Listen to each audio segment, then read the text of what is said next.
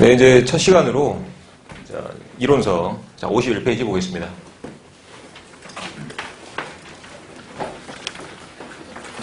자, 수업을 제가 뭐 책 순대로 안 하고 뭐 왔다 갔다 할 건데 아마 이제 출제 비중이 좀 높은 쪽부터 좀 중요한 순부터 제가 그렇게 좀 시작을 하겠습니다. 아시겠죠? 자, 첫 번째 이제 회사안전법인데 이제 항상 여러분들이 이제 법을 이제 공부하실 때는요, 그 법의 이제 주체가 누군가 라고 좀 생각을 좀 하셔야 됩니다. 제가 이제 주체 바꾸는 문제, 주체 묻는 문제 좀 나온다 그랬죠? 그죠? 그래서 여러분들이 이제 머릿말 충분히 읽어보셨다면, 이제부터는 여러분들이, 이거 문제 보는 테크닉 또는 이제 조문을 보는 내가 어디에다가 이제 포커스를 맞추고 조문을 읽어야 될 것인가 라고 좀 보일 겁니다. 아시겠죠? 자, 첫 번째 보시면, 자, 회사안전법에, 자, 그 밑에 이제 첫 번째, 이제 첫 시간만 좀 설명하고 넘어가겠습니다. 자, 법률, 시행령, 시행규칙 이렇게 제가 날짜를 좀 적어놨죠? 행여 나중에 여러분들이 이 책을 다시 사용하시더라도 이 개정 일자로 이 날짜, 이 시행 일자로 개정된 것만 여러분들이 추가해서 보시면 된다 라고 좀 말씀드리겠습니다. 그래서 자, 법률, 시행령, 시행규칙이 있고 시행령 보면 옆에 이제 대통령령이 있고 그다음에 시행규칙이 옆에 자, 뭐라 되어 있습니까? 해양수산부령이라 되어 있죠. 자, 해양수산부에 이제 수장은 누구겠어요? 당연히 장관이겠죠. 그죠? 그래서 이 법의 주체는 대략 누가 되겠다? 해양수산부 장관이 되겠다라고 그렇게 여러분들이 좀 가늠 좀 하고 넘어가시면 됩니다. 아시겠죠? 이렇게 좀 기억을 좀 하시고. 자, 그래서 이제, 제가 이제 어제 개정된 날짜를 좀 보니까 시행령이 지금 6월 4일자로 돼 있고 시행규칙도 뭐 6월 4일자로 돼 있죠. 자, 이 날짜 이후로 뭐 7월 30일자로 개정된 게 있는데 여러분들 시험에 전혀 영향을 미치지 않는 것들이 개정됐습니다. 그래서 그냥 날짜 무시하시고 보시면 됩니다. 아시겠죠? 그래서 자, 그렇게 좀 알아주시고. 자, 그 밑에 이제 1장. 자, 총칙부터 좀 볼게요. 자, 회사안전법은요. 자, 간단히, 이제 육지, 이제 도로를 가다 보면 이제 도로교통법이라는 게 있습니다. 도로교통법이 있고, 도로교통법에 따라서 뭐 신호등 설치하고 뭐 이런 것들이 다 제정이 되어 있습니다. 근데 해상에서도요, 마찬가지로 이 도로교통법과 마찬가지로 이 법이 있어요. 그게 뭐가 되겠다? 자, 이 해사안전법이 되겠다. 그죠? 그래서, 자, 이 바다에서 우리가 이제 항행하는 이제 길을 이제 항로라 그러는데, 항로에 뭐 위협이 될 만한 것들 또는 항로 표지 같은 것들, 다음에 이런 것들 다 이제 항로를 위해서 이제 안전을 위해서 이제 또 수립해 놓은 것들 또는 자, 이쪽 항로에서는 자, 이렇게 통항을 해야 됩니다. 이렇게 이제 교통에 대해서 언급을 해 놓은 게 어떤 법이 되겠다? 회사안전법이 되겠다는 얘기입니다. 아시겠죠? 그렇게 자, 법을 좀 보시고. 자, 그 밑에 이제 목적부터 좀 볼게요. 자, 이 법은 자, 선박이 자, 뭐를 위해서? 안전 운항을 위해서. 아까 제가 통항이라 말씀드렸죠. 그죠? 안전 운항을 위해서 자, 안전 관리 체계를 확립하여 자, 모든 위험과 장애를 제거함으로써 자, 회사 안전의 증진과 원활한 교통 이바지함의 목적으로 한다라고 좀 말씀드리겠습니다. 그죠? 자, 이렇게 이제 목적 좀 알아두시고 자, 모든 법의 목적은 한 번씩 출제가 됩니다. 그죠? 그 법과 그 목적에 부합되지 않는 걸로 올바르지 않는 것은 자, 이렇게 이제 출제가 되고 또는 이 목적에 따라서 어떤 법이 맞는가라고 이렇게 출제가 되기도 합니다. 좀 기억을 좀 해주시고. 자, 그 밑에 이제 정의 보겠습니다. 정의도 여러분들이 가장 간단한 거지만 정의 문제가 한 번씩 나오기도 합니다. 아시겠죠? 첫 번째 이제 정의 보시면 자, 그 밑에 이제 선박 볼게요. 자, 이 해사안전법에서 정의하고 있는 선박이란 자, 항행수단으로 사용하거나 또는 자, 모든 종류의 배를 말한다. 그죠? 뭐 돛담배도 마찬가지고 다 포함합니다. 그래서 자, 괄호 안에 자, 수상항공기와 수면비행 선박을 어떻게 한다? 자, 포함하는 개념이다. 자, 요게 이제 선박입니다. 그래서 자, 해상에서 항행 가능한 자, 모든 주류들 그런 것들을 자, 선박이란다. 그리고 그 밑에 이제 방금 위에서 말했던 수상항공기와 그다음에 수면비행 선박에 대한 내용이 나옵니다. 자, 수상항공기란 건요. 자, 물 위에서 이동할 수 있는 뭘 말한다? 항공기를 말한다. 자, 그리고 수면비행 선박은 수면 가까이 비행하는 선박을 말한다. 그죠? 분명히 개념이 다르죠? 근데 얼핏 수상항공기와 수면비행 선박을 보면 충분히 헷갈릴 만한 내용이 됩니다. 저 같으면 요거를 뭐 당연히 정의 바꿔서 내죠. 그죠? 그래서 올바르지 않은 것, 이런 것들을 충분히 출제가 가능한 내용들입니다. 자, 그 밑에 대한민국 선박 볼게요. 요거는 이제 추후에 배울 내용인데 뭐 선박법 가서 좀 배우기도 하겠습니다. 자, 여기서 이제 말하는 대한민국 선박이란 선박법에 따른 선박을 말한다. 그래서 그 밑에 이제 선박법 나중에 배울 테니까 그때 이제 다시 보도록 할게요. 자, 다음 페이지 넘어가가지고 자, 52페이지 보겠습니다. 자, 위험화물 운반선이라는 건요. 선체의 한 화물창에 자, 해양수산부령으로 정하는 자, 위험물을 싣고 운반하는 선박을 말한다. 라고 돼 있죠. 제가 이제 법률 위주로 좀 공부를 하라 그랬습니다. 그리고 이제 시행령과 시행규칙은 위임을 받아서 그 세세하게 좀 만들어 놓은 거라고 했죠. 그죠? 그래서 제 책에도 이론서도요. 자, 법률 위주로 이렇게 배치가 되어 있습니다. 그리고 방금 여기 본문에서 말했던 해양수산부령으로, 즉 시행규칙이 되겠죠. 자, 시행규칙은요, 그 밑에 이제 보충 박스로 안에 박스로 또는 이제 본문 밑에 박스로 그렇게 또 따로 제시를 좀 해놨습니다. 그래서 여러분들이 따로 찾아보지 않고 바로 볼 수 있게끔 그렇게 좀 제시를 해놨으니까 그렇게 보시면 됩니다. 그래서 자, 이 위험함을 운반선에서 말하는 해양수산부령으로 정한 선박이 뭐냐라고 그 밑에 자, 박스 안에 좀 나열되어 있을 겁니다. 자, 이런 식으로 여러분들이 공부를 좀 하시면 될 것 같아요. 아시겠죠? 자, 그게 뭐 중요한 내용은 아니고요. 자, 쭉 넘어갑니다. 그 밑에 자, 거대선 보겠습니다. 자, 거대선이란 자, 몇 미터 이상의 선박을 말한다.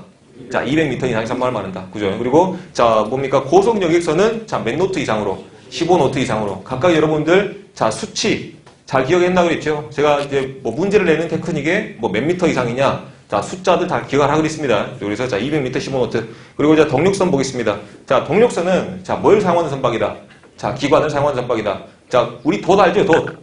이게 돛 있습니다. 그죠? 바람으로 가는, 풍력으로 가는 선박을 돛단 선박이라고 하는데, 자, 돛단 선박이, 자, 기관도 갖추고 있습니다. 자, 이 돛과 기관을 같이 단 선박이 기관을 사용하고 있어요. 그럴 경우에는 뭐라 한다?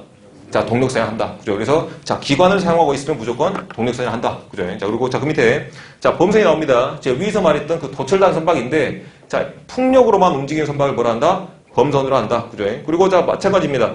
기관을 마찬가지로 돛도 있고 기관도 또 있어요. 근데 이 선박이 기관을 사용하지 않고 돛만 사용하고 있습니다. 이때는 뭘로 간주한다? 범선으로 간주한다. 그죠? 똑같은 개념입니다. 자, 그 밑에 이제 어로에 종사하고 있는 선박이 있습니다. 자, 어로에 종사하고 있는 선박은요, 다 낚시를 하고 있다고 해서 다 같은 어로 종사선이 아닙니다. 그 본문상에 뭐라 나와 있냐면, 자, 조종 성능을 제한하는 어구를 사용하고 있어야 뭐라고 간주한다?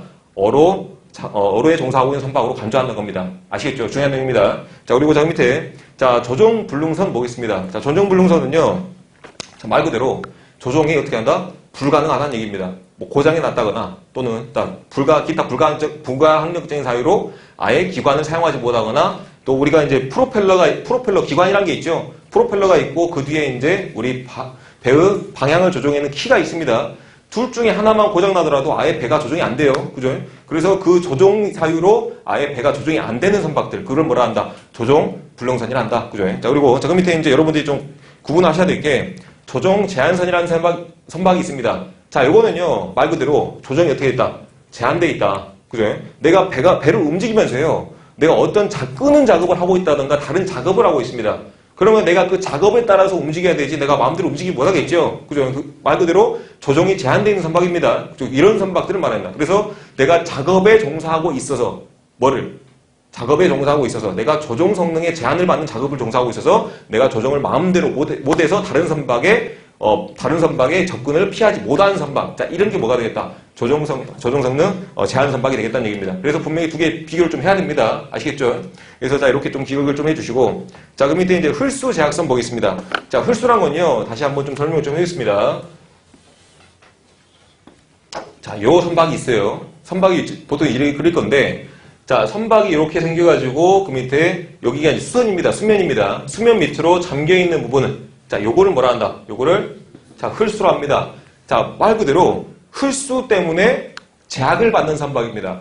자, 흘수 때문에 제약을 받는 선박이 뭐냐면요. 자, 바다를 나가시면요, 가장 위험한 게 뭐가 되겠다? 자, 충돌이나 자, 좌초 같은 것들이 됩니다. 충돌은 다른 선박과의 충돌을 말하겠죠. 자, 좌초는 뭐가 돼 있어요? 내가 이 항행 가능한 수심보다 내가 더 훌수가 커가지고 내가 선저면에 얹히는 거 또는 자, 돌뿌리에 이렇게 얹히는 거를 내가 뭐라 합니까? 좌초라고 그러죠. 그죠? 그래서 내가 바다에서요, 항행을 할 때는 항상 수심이 깊은 곳을 항행해야 좌초 당하지 않고 안전하게 내가 배를 운항할 수가 있습니다. 맞습니까? 그러면 내가 아주 수심이 깊은 선박이야. 수심이 아주 깊은 선박입니다. 그러면 얕은 물을 쉽게 갈 수 있어 없어? 없겠죠. 그죠? 자, 그래서 자, 우리 제가 이제 목포 살고 있는데, 자, 목포와 같은 이렇게 수심이 낮은 구간에는요, 자, 이렇게 이제 수로라는 게 있습니다. 배가 다닐 수 있는 수로가. 이런 깊은 흘수를 갖고 있는 선박들을 위해서 이렇게, 자, 땅을 파놓습니다. 일정 구간에서. 이거를 뭐 준설이라고 그래요. 그죠? 그래서 다른 부분은 다 수심 5m, 뭐 4m 이 정도밖에 안 되는데, 자, 이 구간, 준설, 땅을 파놓은 구간에 대해서는 약 12m 정도로 제가 땅을 파놨습니다. 국가에서 이렇게 파놨어요. 그러면, 자, 이 선박은 어디로만 가야 된다? 이 12m짜리 준설된 구간으로만 가야 된다는 겁니다. 그러면 말 그대로 이 선박이 다닐 수 있는 구간은 어떻게 되어 있다? 한정되어 있다. 그게 흘수 제약선이라는 얘기입니다. 아시겠습니까? 그죠? 그래서 흘수 때문에 내가 다른 길로 이쪽으로 못 빠지겠죠? 다른 길로 빠지지 못하는 것. 그래서 다른 선박의 진로를 피하지 못하는 선박들이 뭐가 되겠다? 흘수 제약선인 겁니다. 아시겠죠? 자, 이런 개념들입니다. 자, 그리고 자, 그 밑에 자, 해양시설 넘어가시고요. 자, 그 밑에 이제 해양교통안전진단 보겠습니다. 자, 요거는요, 내가, 국가에서 또는 이제 어떤 사업자가 내가 해상에서 어떤 사업을 한답니다. 내가 뭐 교량을 짓는다거나 또는 어떤 이제 건축을 한다거나 공사를 해요. 자, 그러면 이게 다른 선박들의 항행에 분명히 방해가 되는지 안 되는지 그거를 내가 위험성을 좀 평가해야 되겠죠. 자, 그런 거를 뭐라 합니까? 그런 거를 해양교통안전진단이라 합니다. 아시겠죠? 그래서 자, 쭉 내용 보시면 첫 번째 줄에 강목의 사업으로 발생할 수 있는 자, 괄호 찾은 거는 제가 거의 뭐 건너뛸 겁니다.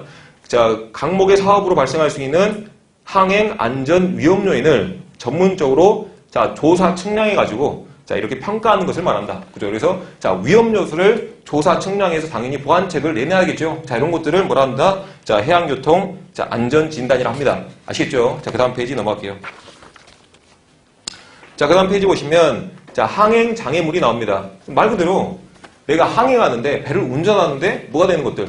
장애가 되는 것들입니다. 그죠? 우리가 항행하는데 내 앞길에 뭐가 장애물이 떨어져 있어요. 다 그런 것들 모두 다 뭐라 그래? 항행 장애물이야. 어렵게 생각할 거 없습니다. 여러분 다 알고 있는 거야. 그죠? 내 도로 운전하는데 뭐 박스가 들어있어요. 그거 바다로 치면 그게 항행 장애물이야. 다 똑같은 개념입니다. 자, 볼게요. 간단히 한번 읽어보겠습니다. 자, 선박, 두 번째 줄에, 자, 선박 항행에 장애가 되는 물건을 자, 항행 장애물이라고 그러고, 그래서 이제 자세히 해수부령으로 정하는 것은 그 밑에 이제 박스에 좀 나와 있습니다. 자, 1호부터 자, 5호까지 쭉 나와 있죠. 여러분들이 다 알만한 것들입니다. 어려운 내용은 아니야. 자, 이러고 보시면 선박으로부터 수역에 떨어진 물건, 우리도 자동차 운전하다 보면 앞에 트럭에서 뭐 물건 떨어지죠. 그런 것들입니다. 자, 그리고 자, 2호에 자, 침몰 자초된 선박 또는 침몰 자초되고 있는 선박, 이것도 당연히 장애가 되겠죠. 앞에 고장난 차가 있습니다. 마찬가지로 교통에 장애가 되잖아요. 똑같은 내용이야. 자, 그리고 3호 보시면요. 침몰 자초가 충분히 예견되는 선박. 자, 거의 사고 날 뻔한 선박도 이런 것들입니다. 그죠? 자, 그리고 다 여러분들이 다 이해가 될 만한 것들이에요. 크게 어려운 거 아닙니다. 자, 중요한 내용도 아니고요. 자, 그 밑에 이제, 통학로 보겠습니다. 자, 통학로는, 자, 좀 이따 보도록 하고, 자, 그 밑에 이제 제한된 시계 볼게요. 제한된 시계라는 건요, 내가 앞에 뭐 안개라든가, 자, 눈이라든가, 그 다음에 뭐 눈이라든가, 비라든가, 이런 것 때문에 내가 내 눈으로 볼 수 없는